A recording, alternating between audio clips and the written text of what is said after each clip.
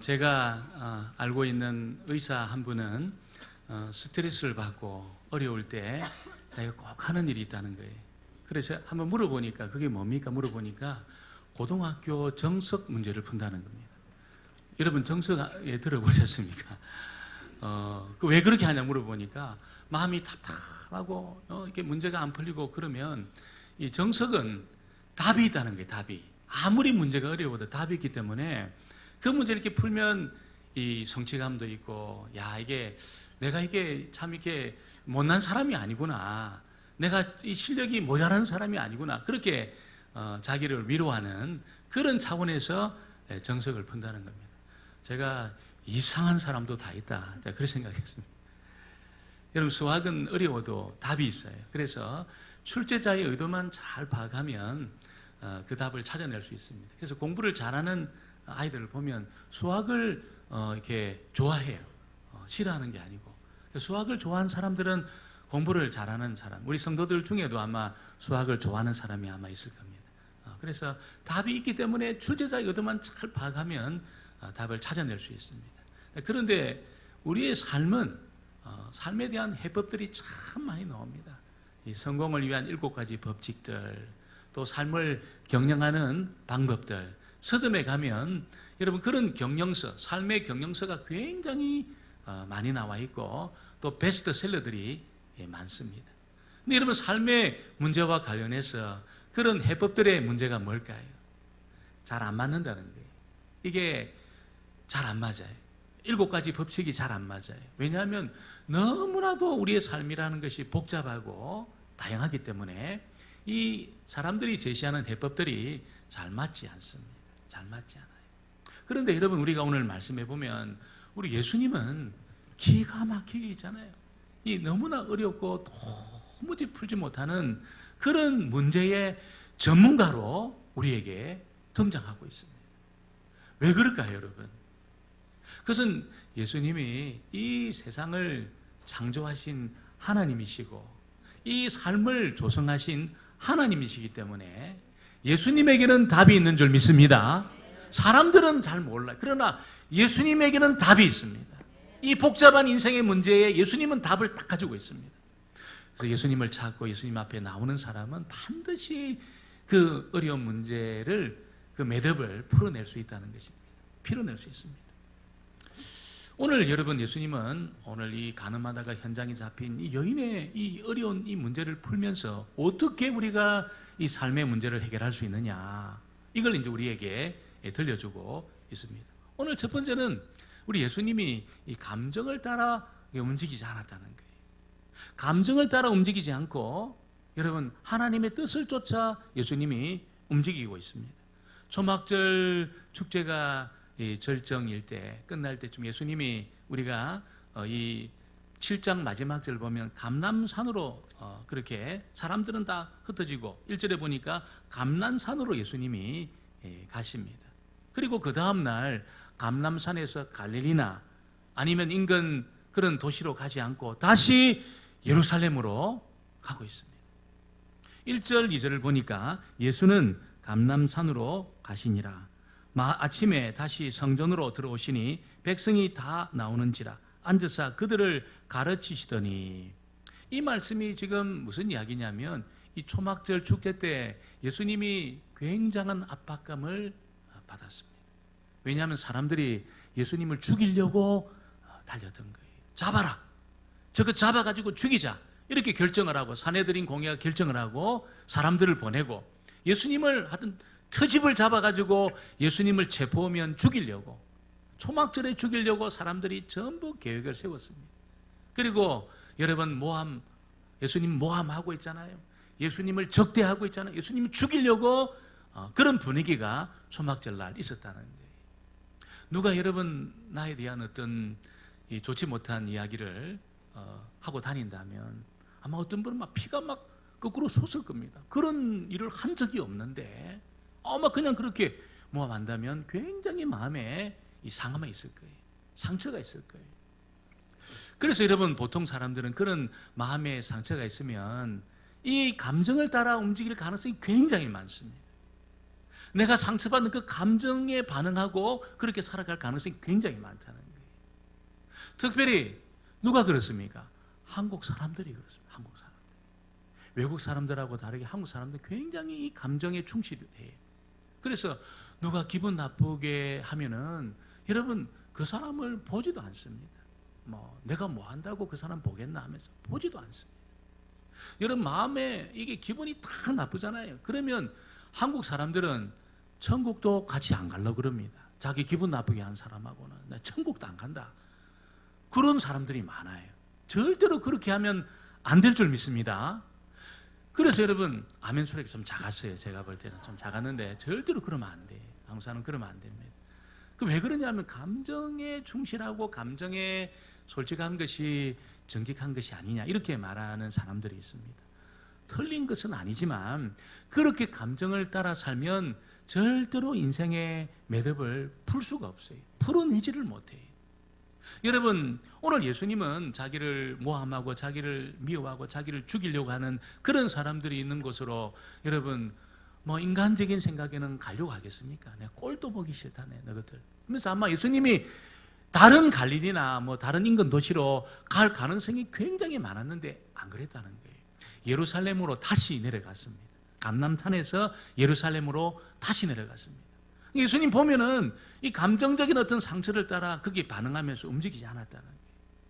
예수님의 여러분 사역에서 예수님이 안 하신 말이 있어요. 안 하신 말이. 그게 뭐냐면 억울하다. 그걸 안 했어요. 억울하다 내가. 얼마나 억울한 일을 많이 당했습니까? 그런데 예수님이 한 번도 내가 억울하다 이렇게 말한 적이 없어요. 감정에 반응하면서 그렇게 나간 적이 없다는 겁니다. 여러분 그것이 우리 인생의 문제를 풀어낼 수 있는 방법입니다. 방법이라는 거죠. 구약에 보면 다윗이 여러분 정말 이 장인이었던 사울의 칼에 여러분 쫓겨가지고 막 도망을 다녔어요. 이게 십수년의 시간을 허송 세월을 그렇게 보냅니다. 가는 데마다 사울의 여러분 군대가 쫓아왔어요. 죽이려고. 막 돌아다니면서 왜 그렇게 미워한지 자기 사위잖아요. 그렇게 미워하고 그렇게 싫어했습니다. 근데 다 놀라운 것은 다윗이 있잖아요. 그 감정에 반응하면서 억울하다고 원통하다고 말이야. 그리고 사울을 죽이려고 달려들지 않았습니다. 감정에 반응하면서 나가지 않았어요. 대신 사울은 여러분 어떻습니까? 이 여러분 다윗이 인기를 얻고 막 하니까 굉장히 기분이 좋지 않았어요. 막 사울이 죽인 자는 천천히고 다윗이 죽인 자는 만만이다. 그러니까 막 기분이 나빴습니다. 기분이. 그래서 여러분 사울은 자기 감정에 충실하면서 여러분 자기를 불쾌하게 만든 다윗을 죽이려고 달려들었어요. 죽이려고. 인생에 여러분 상당히 많은 그 통치 기간 동안 있잖아요. 허송 세월을 하면서 다윗을 죽이려고 여러분 그 감정에 충실하려고 막 그렇게 달려다녔어요. 여러분 사울의 인생이 어떻게 됐습니까? 비참하게 종말을 맞이했습니다. 왕인데 모든 것을 다 할 수 있는 그런 권력을 가지고 있었는데 결국 비참하게 인생의 종말을 구하게 되었다는 것입니다. 여러분 우리가 감정에 충실한 것이 정직한 것이 아닙니다. 여러분 오늘 예수님은 감정에 얼마든지 충실할 수 있었지만 감정에 충실하지 않았어요. 어디에 충실했습니까? 하나님의 뜻에 자기의 인생을 맞추었습니다. 그래서 예루살렘 가면 또 나를 대적하는 놈들을 만날 텐데 말이야. 나를 모함하고 미워하는 놈들을 만날 텐데 이거 어떡하나 이렇게 반응하지 않고 있잖아요. 그곳에 여러분 돌에 맞아 죽을 수밖에 없는 불쌍한 영혼이 있었습니다. 불쌍한 하나님 백성이 있었습니다. 그래서 그를 만나려고 예수님이 그런 여러 가지 장애물들이 있었지만 이게 다 뛰어넘고 있잖아요. 그 여인에게 다가간 거지. 그리고 하나님의 뜻을 밝혀낸 겁니다. 여인을 용서하면서 하나님은 용서하지 못할 죄가 없다는 이 사실을 이 가늠하다가 현장에 붙잡힌 이 여인을 두고 그렇게 예수님은 이 진리를 밝혀낸 것입니다. 여러분 지금 예수님 앞에 그렇게 나와 있는 그런 많은 사람들 여러분 그런 사람들 어떤 감정에 반응하면서 예수님이 그게 충실하지 할 수 있었는데 그렇게 안 하고 하나님의 뜻에 자기 인생을 딱 맞춰가지고 그렇게 나간 거예요. 여러분, 예수님 마지막에 뭐라고 그랬습니까? 다 이루었다 이렇게 말씀했습니다. 다 이루었다. 저와 여러분이 내 감정에 충실한 삶이 아니라 하나님의 뜻과 그 말씀에 충실함으로 저와 여러분의 인생도 다 이루시는 그런 복을 받게 되기를 주의 이름으로 축원합니다. 오늘 두 번째는 자신을 돌아볼 것을 그렇게 말씀을 하고 있는 것입니다. 자기를 돌아보는 것이야말로 여러분 내 삶의 문제를 풀어내는 해법이라는 거예요. 해법. 그걸 예수님이 우리에게 알려주고 있는 것입니다. 예수님 앞에 여러분 율법의 전문가, 말씀의 전문가인 서기관들, 바리새인들, 이 사람들이 여러분 그 성전에서 백성들을 가르치는 예수님 앞에 한 여인을 끌고 온 거예요. 근데 그 여인은 어떤 여인입니까? 간음하다가 현장에서 붙들린 여인입니다. 아마 이 여인이 어떻게 간음하다가 현장에서 붙잡히게 되었을까요? 아마 예루살렘 그 변두리에서 아마 몸을 파는 그런 직종에 아마 종사하고 있었던 것 같습니다. 그래서 이 바리새인들, 서기관들 어디 가면 이 여인을 만날 수 있는지 알고 가서 그 여인을 현장에서 딱 붙잡아온 것 같아요. 그리고 지금 예수님에게 굉장히 곤란한 질문을 던지고 있습니다. 3절, 5절 같이 보겠습니다. 3절로 5절까지 말씀을 같이 보겠습니다. 서기관들, 바리새인들, 음행 중에 잡힌 여자를 끌고 와서 가운데 세우고 예수께 말하되 선생이여 이 여자가 간음하다가 현장에서 잡혔나이다. 모세는 율법에 이러한 여자를 돌로 치라 명하였거니와 선생은 어떻게 말하겠나이다. 여러분, 간음하다가 현장에 잡힌 이 여인의 이 모세의 율법의 잣대를 딱 갖다 대면 어떻게 될까요? 돌에 맞아 죽는 겁니다. 죽여야 되는 거예요. 그런데 지금 이 유다는 로마의 지배를 받고 있는 겁니다. 로마 법에 의하면 여러분 종교적인 문제로는 사람을 죽일 수가 없어요. 죽일 수가 없어요. 그래서 이 여인을 죽이게 되면 로마 법에 걸리게 되고 이 여인을 살려두면 모세 율법에 딱 걸리게 되는 겁니다. 이러지도 못하고 저러지도 못하는 상황 속에 놓이게 된 거예요. 제가 중학생들이 모여 있는 곳에 퀴즈를 냈어요. 이러지도 못하고 저러지도 못하는 이 상황을 사자성어로 뭐라고 이야기하냐 물어보니까 어떤 애가 손을 딱 들고 임진왜란입니다 그러는 거예요.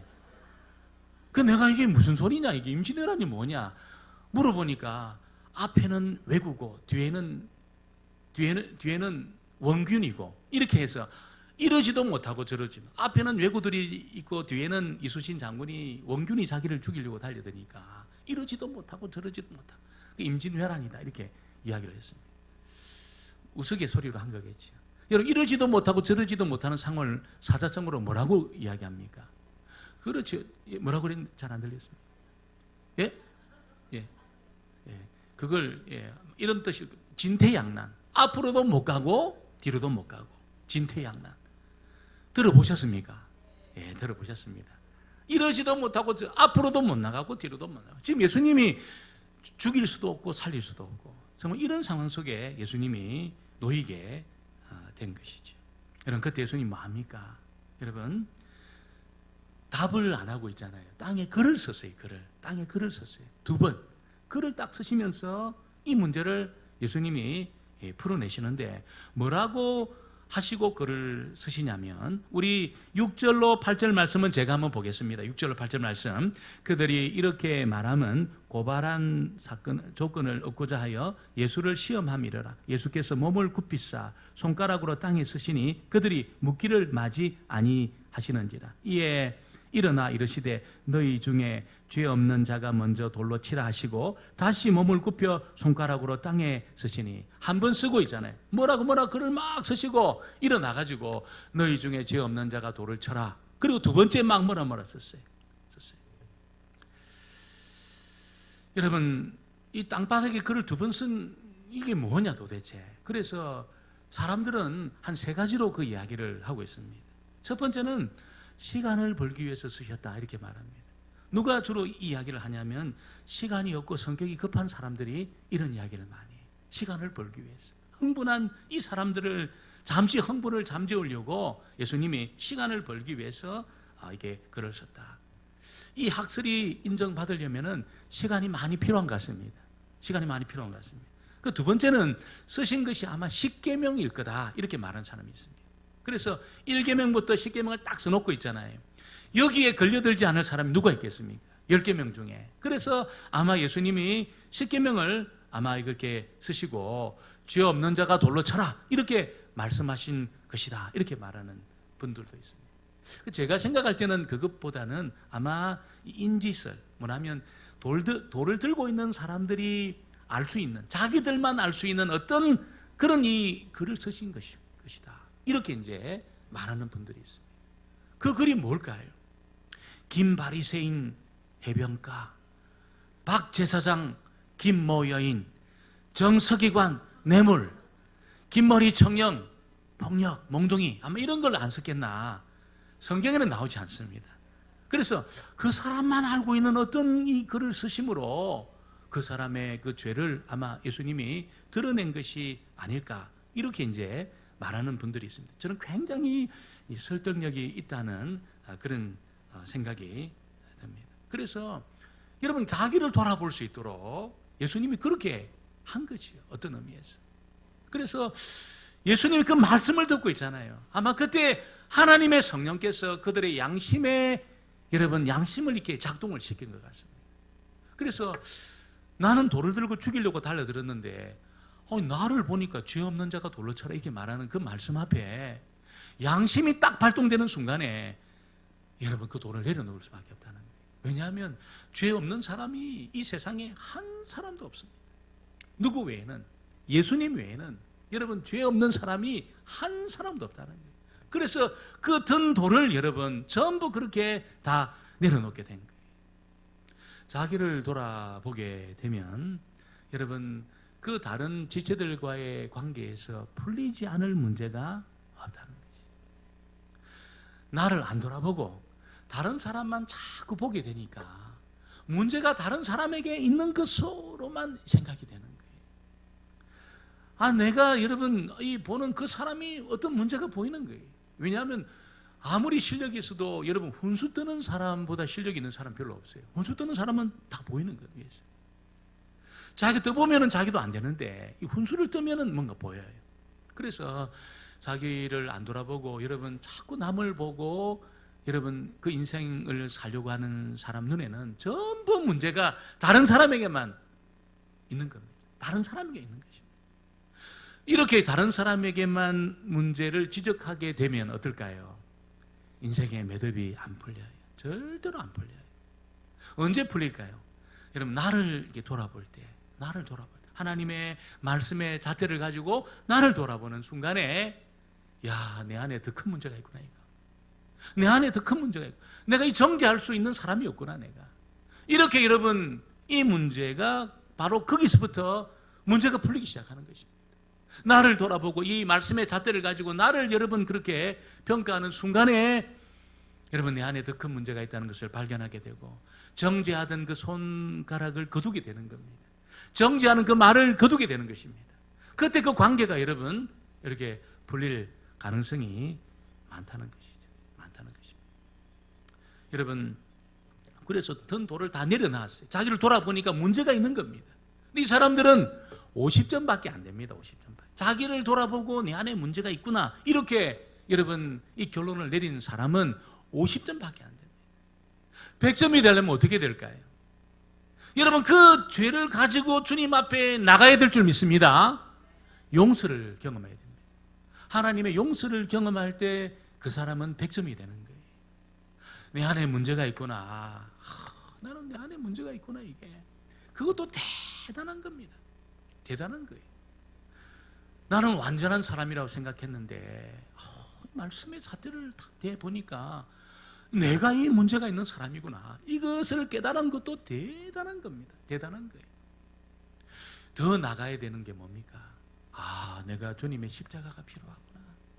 나는 하나님의 용서가 필요한 사람이구나. 여러분 이것을 깨닫고 여러분 더 나간다면 그 사람은 100점입니다. 100점. 문제를 여러분 해결한 거예요. 인생의 그 문제를 매듭을 풀어낸 거예요.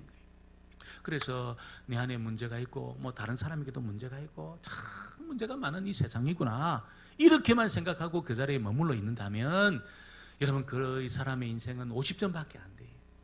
문제투성이로 끝나버리는 겁니다. 여러분, 우리는 문제투성이의 사람으로 끝나는 것이 아니라 그 문제투성이를 가지고 하나님 앞에 나가야 될 줄 믿습니다. 하나님 나가야 돼요. 왜 나가야 됩니까? 하나님이 용서하지 못할 죄가 없기 때문에 하나님 앞에 나가야 될 줄 믿습니다. 지옥의 문턱에 갈 정도로 있잖아요. 유황 냄새가 날 정도로 심각한 죄를 지어도 있잖아요. 하나님이 용서하지 못할 죄는 없습니다. 없어요. 왜냐하면 하나님이 독생하신 여러분 하나밖에 없는 그 아들을 십자가에 못 박아 죽여버렸어요. 완전히 세상의 죄란 죄는 전부 뒤집어 씌우고 있잖아요. 소를 잡듯이 있잖아요. 완전히 그냥 십자가 위에서 하나님이 죽여버렸어요. 예수님을 죽여버렸어요. 이 죄를 여러분 도말하고 처리한 겁니다. 그래서 여러분, 나에게서 죄가 발견된 사람은 반드시 하나님 앞에 나가서 용서를 경험해야 돼요. 용서를 경험해야 돼요. 여러분, 돌을 들고 이 여인을 죽이려고 달려들었던 그 사람이 죄를 발견한 거예요. 자기 속에 죄가 있다는 것을 깨달은 거예요. 그리고 돌을 내려놓고 뭐합니까? 전부 그 자리를 떠났습니다. 용서 경험하지 못하고 다 떠났습니다. 다 떠났습니다. 문제가 남겨진 상태에서 다 떠났습니다.